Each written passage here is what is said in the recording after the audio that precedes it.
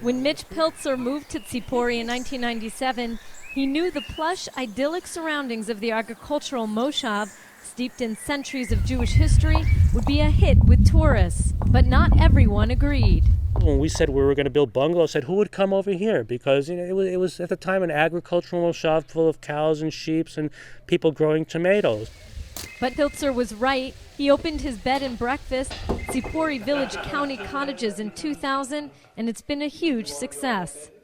With upscale but homey private bungalows, tourists can enjoy beautiful views of the valley, wander among the historic pomegranate orchards, or cool off in the pool. Zippor means bird in Hebrew, and it's believed that maybe the town was named Zippori because it's perched on a hill like a bird with an unbelievable view. But there is also history in Zippori. In ancient times, Zippori was one of the most important spiritual centers for Jews. In the Talmud and the Mishnah, after Jerusalem, no place is mentioned more times than Sephris, Zippori in Hebrew. World-renowned archaeologists Eric and Carol Myers were among the first to excavate the site of Zippori back in the 1980s when the first signs of an ancient city were discovered. A group of their graduate students are digging in this section where it's believed an affluent Jewish neighborhood once stood in the 1st century.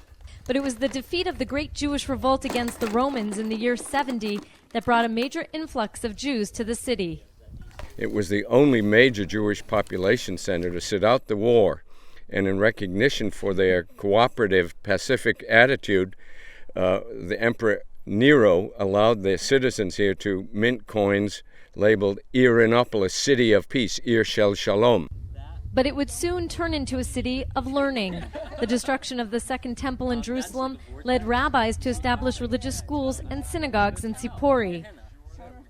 One of Jewish history's most important religious figures has now made Zippori famous forever.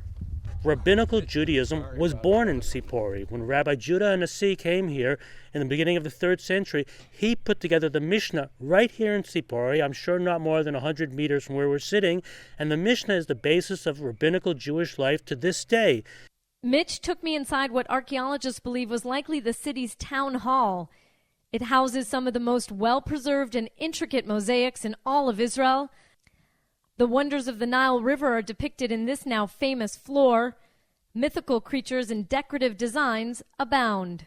None of us expected that there would be, not only that there would be mosaics, but there would be mosaics of such a high quality and all different kinds of buildings, synagogue mosaics, villas, baths, you name it. There's mosaics in virtually every part of the site. It's really quite phenomenal.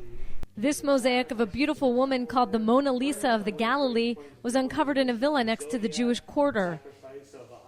The layers of ruins uncovered all over the city show how deep Jewish history runs in Zippori.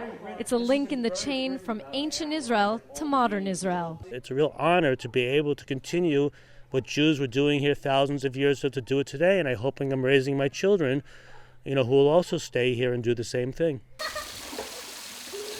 Discovering the past or dipping into the pleasures of today, either way, visitors are sure to be enchanted by Zippori. Jordana Miller, Israel Up Close.